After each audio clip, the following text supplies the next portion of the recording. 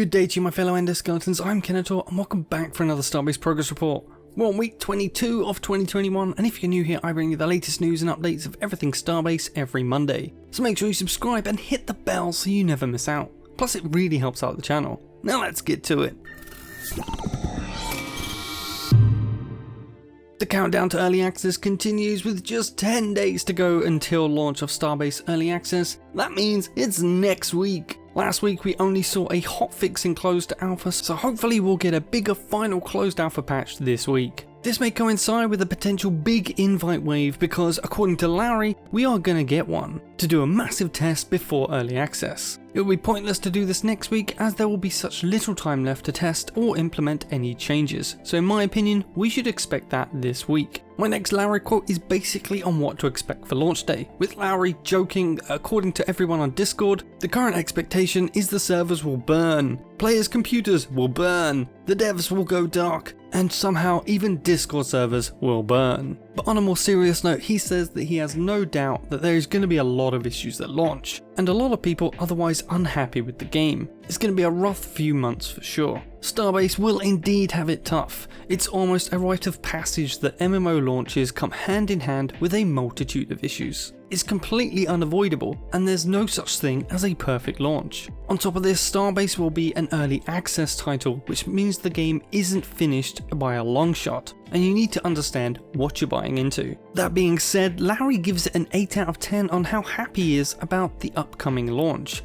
and says that he has either completely lost his mind or has a trick or two up his sleeves. And finishes with the disclaimer, will launch go smoothly? Absolutely not. But they will fix issues quickly. This being in terms of hours, not days. All in all, I'd say they must have some nice surprises for us to be this confident, or maybe Larry is just an eternal optimist. All I ask of you guys in the community is to stick with it and give them time. Starbase will be a great game and should never be judged on its teething issues over the first week or so, but on the success of how quickly the devs solve the problems. Lastly, we have something from Axeli, something that was done completely the wrong way given its implications for shipbuilders. He announced in a passing comment on Discord that attachment plates were going to be removed. The following reaction and outcry from some of the community after this was nothing short of immature and childish. Attachment plates were originally designed to just hold beams together before welding was introduced, and they basically ignore ship durability rules, making them, as Axeli calls them,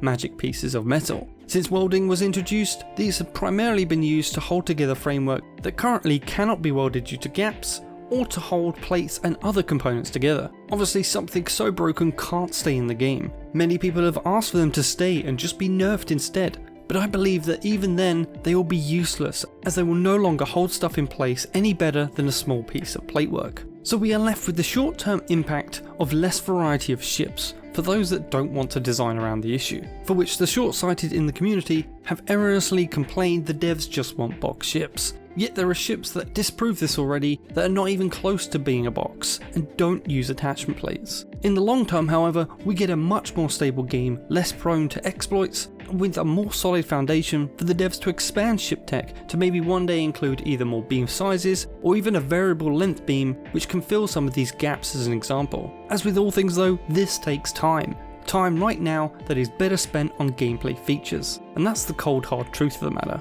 Devs know much more on the bigger picture and the extent of which things can be abused. They are not trying to stifle your creativity and will work hard to bring us even better methods for making our ships. Yes, some people have been affected by this change more than others, but I urge you to take up the challenge of pushing forwards. This is just the start of the game. Many more things will change over the course of early access for the better. You can either adapt or quit. All games have challenges. This is just another one. Now don't go anywhere and let's dive into this week's progress report. The main design features worked on last week were the asteroid belt radius has been increased. It's now 20 kilometers wider, and asteroids start to spawn 10 kilometers closer to Origin Station. Asteroid belt ore distribution has been reworked, supporting designed item progression. Starter job weekly reward cap has been implemented, although not yet currently configured. Station design just has the one update this week, with wall and floor clipping issues have been fixed in Rando 1 and 2 for a couple of ships that no longer fit their previous designated slot. Now onto the gameplay updates. Easy mode building for stations has been worked on. An issue with items duplicating the inventory during swapping has been fixed. Blueprint transparency settings have been added for easy build mode. Lots of bug fixes for tripods and tripod weapons spawning and general functionality have been made, and work on fixing module position and rotation issues with easy build mode continues. UI updates this week are tutorials for crafting and easy build mode have been worked on. Tutorial functionality in general has also been worked on. Text for bank statement events have been changed. Changes to company ship access UI have been made. Design for changing ranks and jobs has been worked on. And easy build mode notification HUD has been implemented. And over in designers we have station and hologram LODs appearing on close range in large stations around the station edge have been fixed. And first version of the capital ship fast travel core has been implemented. And for animation we have shotgun and long rifle first person fire animations have been polished. And just a single one for station art as well, with legacy window assets have been replaced in Epic, Quasar, Dynastar and vintage player ship shops. And lastly, other updates this week are LODs for modular crate assets have been improved. LODs for the hardpoint assets have also been improved. Mining backpack textures have been updated.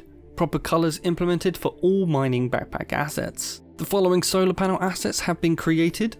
We've got a solar panel 144 by 144 by 12 cm. We've got the same again but with a light sensor, a solar panel support and a solar panel converter. Work on building tool VFX continues. New launch effects have been added and previous thrusters for missiles and torpedoes have been updated. Simple hit effect for the bolt tool has been added and shotgun reload VFX have been updated to match new animations. Now there's no feature video this week, but be sure to send any funny or awesome clips and recordings my way for a chance to be featured on the channel. Feel free to contact me via Discord or come jump on my Discord server, which is also home to my faction the K-Bars, should you be looking for one to join. As always, please smash that like button, share this video with your friends and faction, leave a comment with any questions you want answers to, and I'll see you in the next one.